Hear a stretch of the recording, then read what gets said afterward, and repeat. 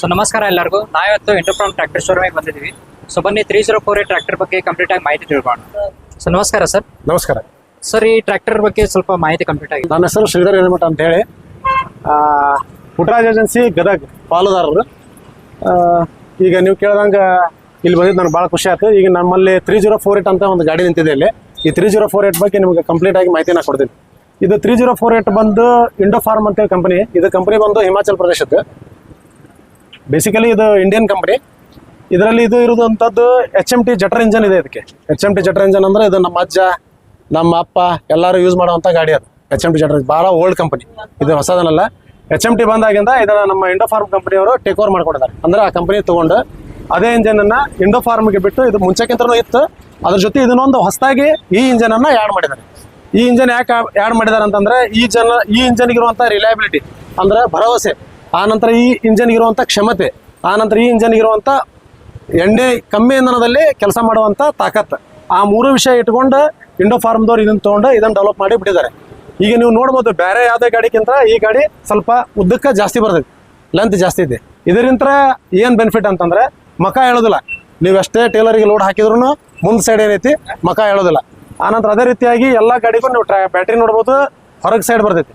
ನಿಮ್ಗೆ ಕಳುವಾಗೋದು, ಆನಂತರ battery ಕೆಡೋದು, Rust ಇಡೋದು ಚಾನ್ಸ್ ಇರ್ತೈತಿ. ಇದಕ್ಕೆ ಆ ಚಾನ್ಸಸ್ ಇಲ್ಲ. ಬ್ಯಾಟ್ರಿ ಒಳಗಡೆನೇ ಬರ್ತೈತಿ, ಒಳಗಡೆ ಬ್ಯಾಟ್ರಿ ಬರ್ತೈತಿ. ಆನಂತರ ಇದಕ್ಕೆ ಬಾಷ್ ಇದು ಬರುತ್ತೆ, ಪಂಪ್ ಬರುತ್ತೆ, ಬಾಷ್ ಪಂಪ್. ಏಕದಮ್ ಫೇಮಸ್ ಪಂಪ್ ಇದು, ಬಾಷ್ ಪಂಪ್. ಬಾಷ್ ಪಂಪ್ ಇದ್ರೆ ಏನ್ ಯೂಸ್ ಅಂದ್ರೆ ಇದು ನಿಮಗೆ ಅದೇ ಇಂಧನ ಕ್ಷಮತೆ ಜಾಸ್ತಿ ಬರ್ತೈತಿ. ಆನಂತರ ಮೇಂಟೆನೆನ್ಸ್ ಕಡಿಮೆ ಇರುತ್ತೆ.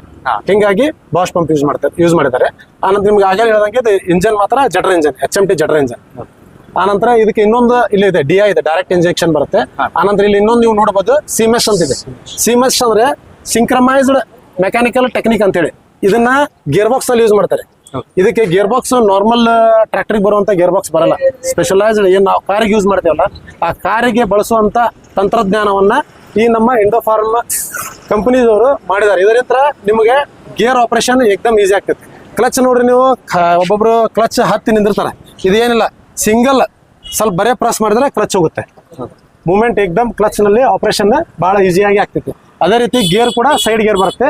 ಸೈಡ್ ಗೇರ್ ಸುನಿ ನೀವು ಅಗದಿ ಸ್ಮೂತ್ ಆಗಿ ಯಾವುದೇ ಶಬ್ದ ಇರಲಾರ್ದೆ ನಿಧಾನವಾಗಿ ಯೂಸ್ ಮಾಡ್ಕೋಬಹುದು. ಇದು 4 ಸ್ಪೀಡ್ ಮ್ಯಾನ್ಯುವಲ್ ನಲ್ಲಿ ಬರುತ್ತೆ. 4 ಸ್ಪೀಡ್ ಮ್ಯಾನ್ಯುವಲ್ ನಲ್ಲಿ ಯೂಸ್ ಮಾಡ್ಕೋಬಹುದು.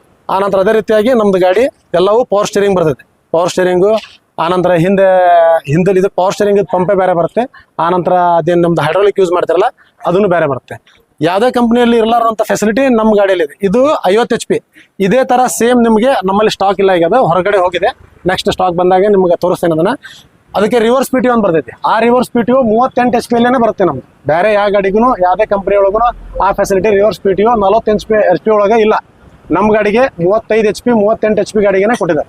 ಅದು ಒಂದು ರೈತರಿಗೆ ದೊಡ್ಡ ಬೆನಿಫಿಟ್. ಆನಂತರ ಇದು ರೂಟೋವೇಟರ್ಗೆ ನಿಮ್ಗೆ ಭಾಳ ಯೂಸ್ ಆಗುತ್ತೆ. ಆನಂತರ ಇದು ಟೈರ್ಸ್ 14 ಸೈಜ್ ಟೈರ್ಸ್ ಬರ್ತಾವೆ. ಇದು 3048 50 HP ಗಾಡಿ, 3 ಸಿಲಿಂಡರ್ ಬರುತ್ತೆ. 3 ಸಿಲಿಂಡರ್ ಇರೋದ್ರಿಂದ ಇದು ನಿಮಗೆ ಹೆಚ್ಚಿಗೆ ಇಂಧನ ಕ್ಷಮತೆ ಕೊಡುತ್ತೆ, ಅಂದ್ರೆ ಮೈಲೇಜ್ ಜಾಸ್ತಿ ಬರ್ತೈತೆ. ಅದೇ 4 ಸಿಲಿಂಡರ್ ಆತಂದ್ರೆ ಮೈಲೇಜ್ ಕಡಿಮೆ ಆಗ್ತೈತಿ ನಿಮಗೆ. ಹಿಂಗೆ ಅಂತ ಹೇಳಿ ಇದಕ್ಕೆ 3 ಸಿಲಿಂಡರ್ ಇಟ್ಟಿದ್ದಾರೆ. ಹಂಗಂತೇಳಿ ತಾಕತ್ತೊಳಗೆ ಏನೂ ಕಾಂಪ್ರಮೈಸ್ ಇಲ್ಲ. ತಾಕತ್ ನಿಮಗೆ ಏನು ತಾಕತ್ತು ಕೊಡ್ಬೇಕು ಅದೇ ತಾಕತ್ತ ಕೊಡ್ತೈತಿ. ಅದೇ ರೀತಿ ಒಳಗೆ ನಿಮಗೆ ಇಂಧನನೂ ಉಳಿಸ್ಕೊಡ್ತೈತಿ. ಹಿಂಗಾಗಿದ್ದು 3 ಸಿಲಿಂಡರ್ಗೆ 50 HP ಮಾಡಿದ್ದಾರೆ.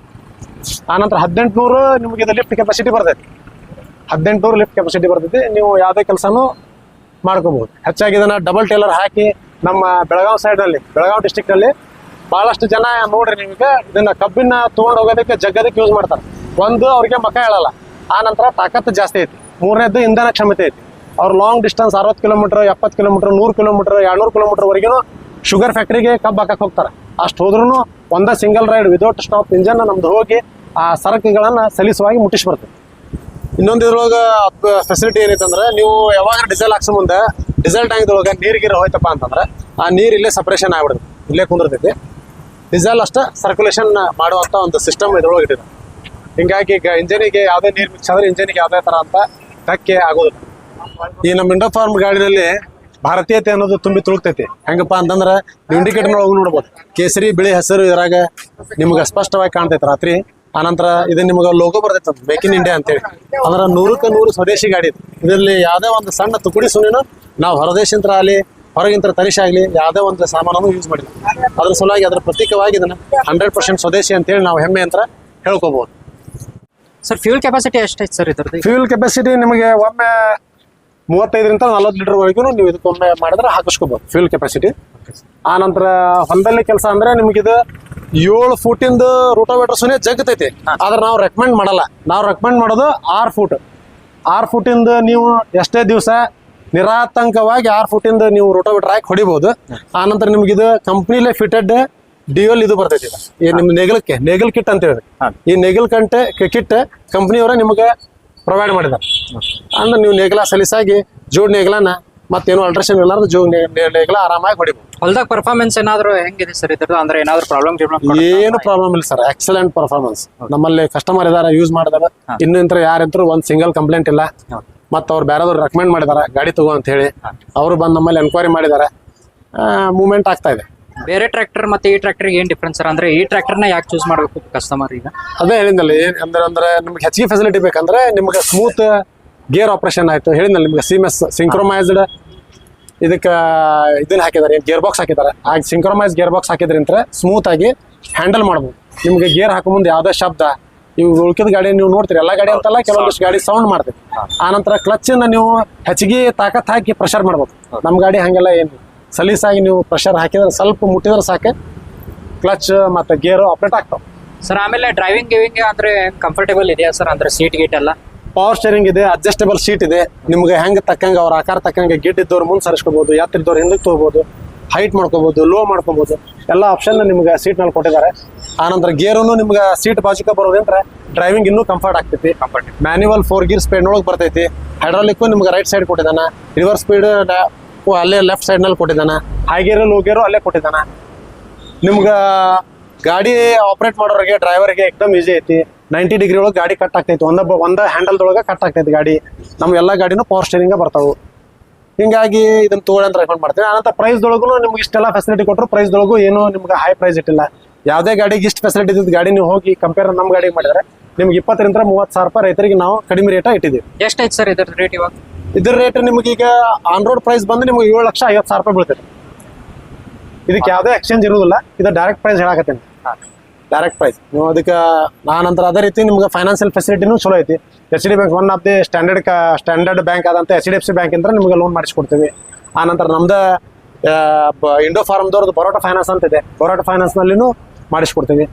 ಓಕೆ ಸರ್, ನಿಮ್ಮ ಶೋರೂಮ್ ಅಡ್ರೆಸ್ ಹೇಳಿ ಸರ್. ನಮ್ಮ ಶೋರೂಮ್ ಅಡ್ರೆಸ್ ಬಂದು APMC yard Gadag, APMC yard Gadag, Malkond society complex ನಲ್ಲಿ ಬರ್ತೈತಿ ಸರ್. ಮತ್ತೆ ಬೇರೆ ಕಡೆ ಏನಾದ್ರು ಬ್ರಾಂಚಸ್ ಇದೆಯಾ ಅಥವಾ ಇಲ್ಲಿ ಒಂದೇ ಬ್ರಾಂಚಸ್? ನಮ್ದು ರೋಡ್ದಲ್ಲಿ ಒಂದಿದೆ, ಗದಗ್ ರೋಡಿಗೆ ಅಪೋಸಿಟ್ ಪೊಲೀಸ್ ಸ್ಟೇಷನ್ ಅಲ್ಲಿ ಒಂದು ನಮ್ದು ಇದೆ, ಪುಟ್ರಾಜ್ ಏಜೆನ್ಸಿ ಅಂತ ಹೆಸರಿಂತಾರೆ. ರೋಡ್ದಲ್ಲಿ ಒಂದು ಗ್ರಾಹಕರಿಗೆ ಅನುಕೂಲ ಇಲ್ಲ ಅಂತ ಹೇಳಿ ರೋಡ್ದಲ್ಲಿ ಒಂದು ಮಾಡಿದೀವಿ. ಅಲ್ಲಿ ಸರ್ವಿಸ್ ಇದೆ, ಇಲ್ಲಿ ಸರ್ವಿಸ್ ಇದೆ ಸರ್. ಆಮೇಲೆ ಇದ್ರ ಬಗ್ಗೆ ಎಲ್ಲ ಮಾಹಿತಿ ಕೇಳಬೇಕಂದ್ರೆ ನಿಮ್ಮ ಮೊಬೈಲ್ ನಂಬರ್ 9448165736. ಓಕೆ ಸರ್, ಮಾಹಿತಿ ಹೇಳಿದ್ದಕ್ಕೆ ಧನ್ಯವಾದಗಳು. ನಿಮಗೂ ಕೂಡ ಥ್ಯಾಂಕ್ ಯು.